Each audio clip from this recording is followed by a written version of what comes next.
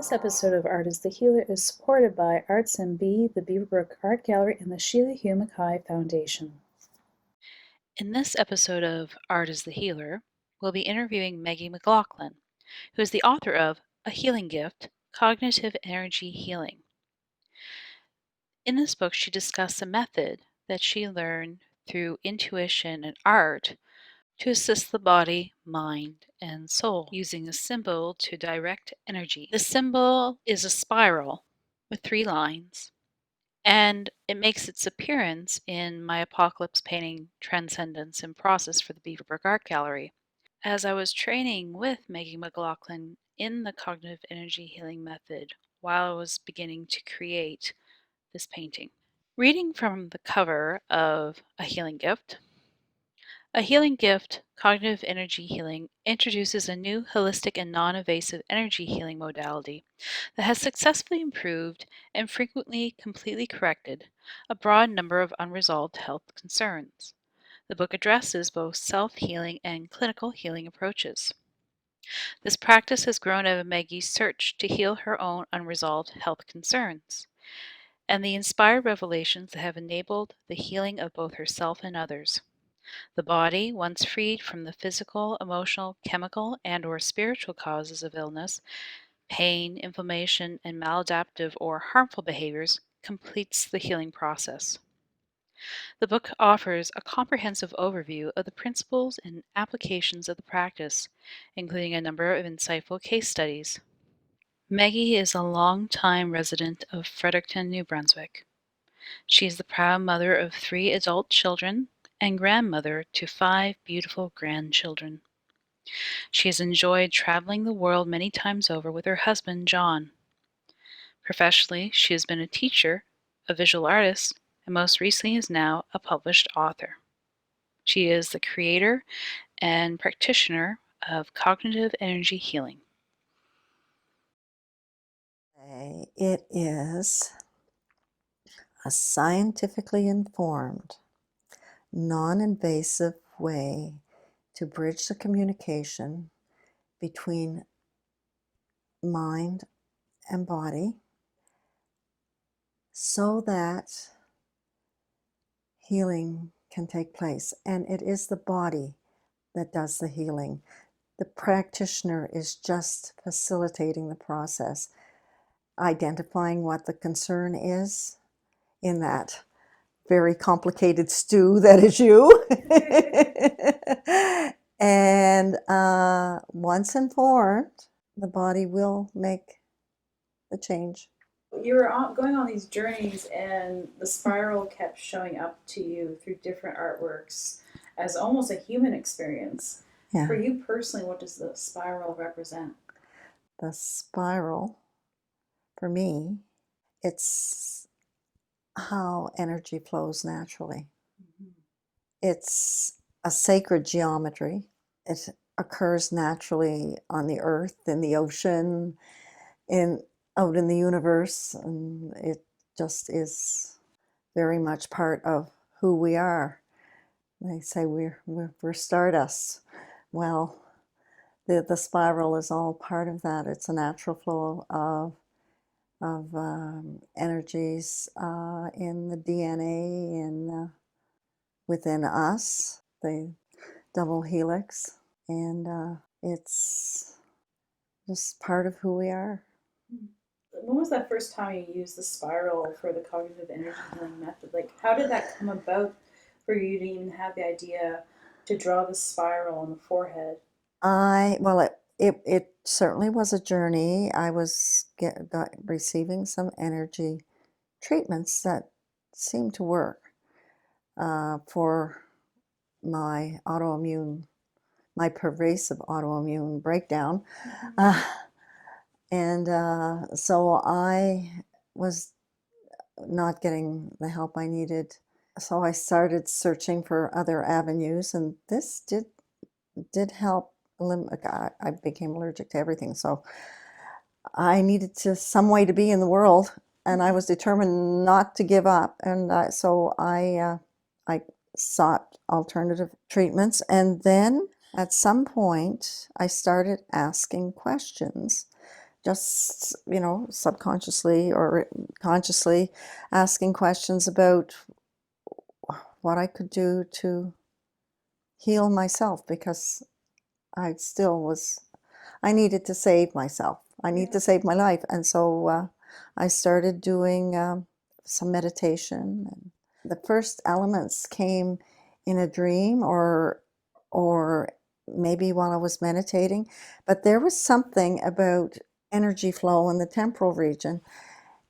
And that was the first method I learned, and it was certainly a spiral motion. Uh, and you didn't have to touch, you just could move energy out there.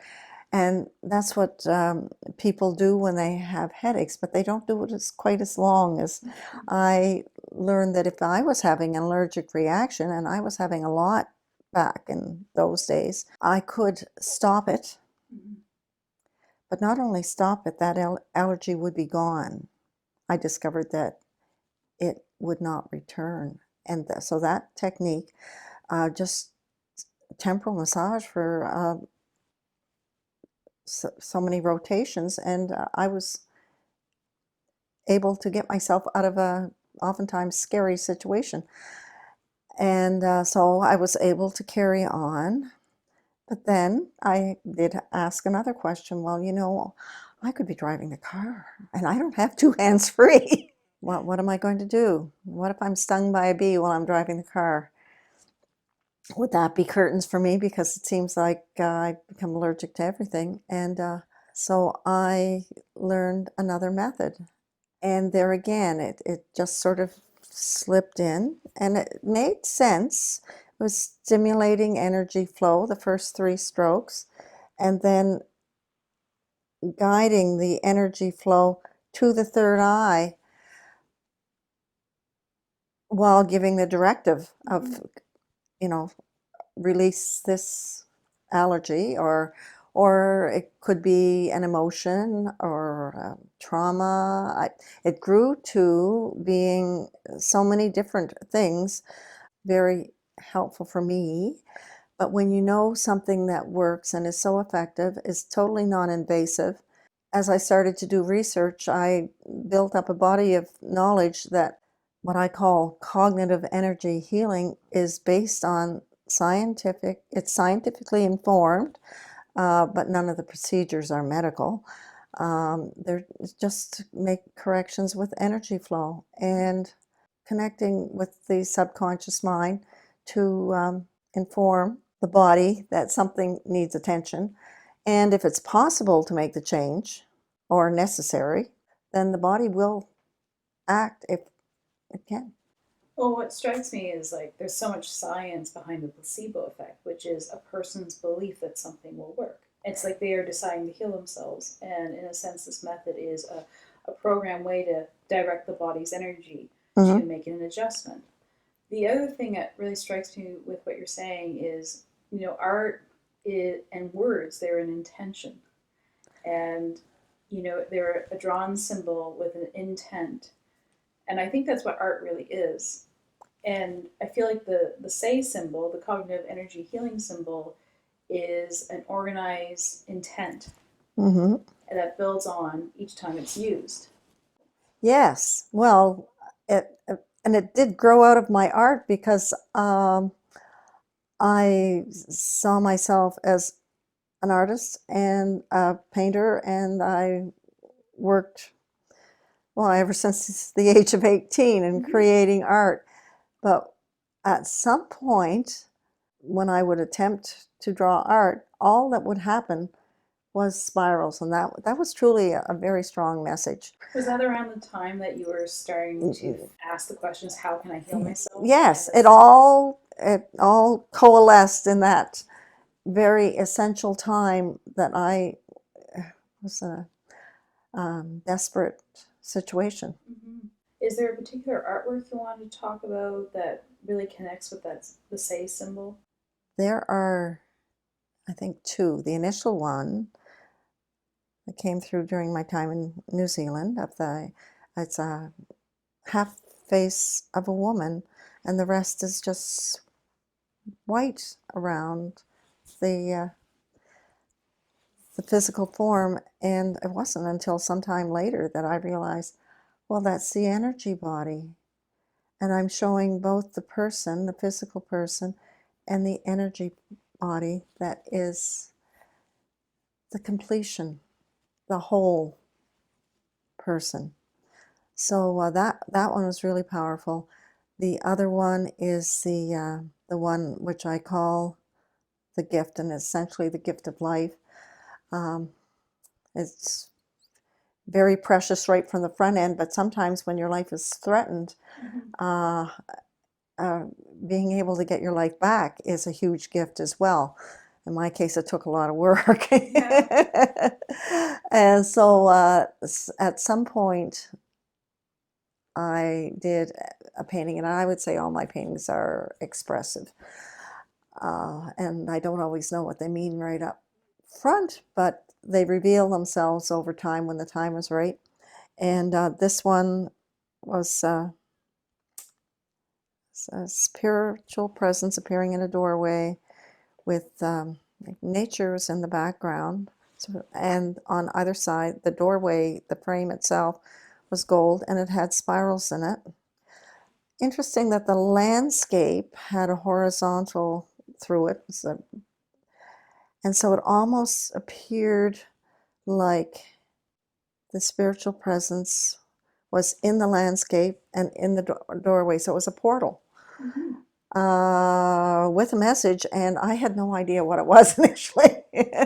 So and the spiritual presence is holding a red ribboned gift, and so I called it the gift, and then I thought, well, that must be my life, because I'm now able to heal myself. So I call it the gift of life, and that one was really, really powerful. So, one of the questions I'm asking everybody is, how do you feel about the statement, the apocalypse is the healer? Okay, that is a huge one.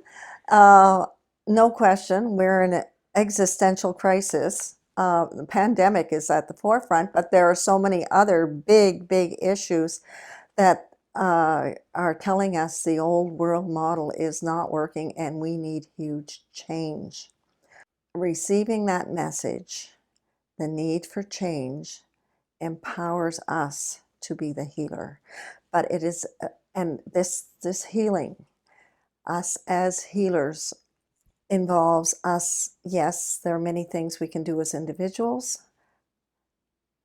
as teams, and worldwide cooperation on values that are essential to our well-being and the continuation of our planet.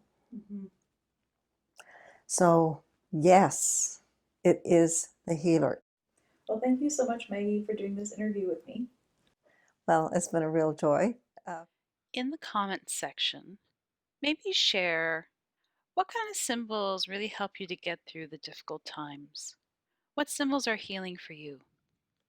Check out more of Maggie McLaughlin's work at cognitiveenergyhealing.ca. Like and subscribe at Art is the Healer, and check out my artwork at deannamusgrave.com.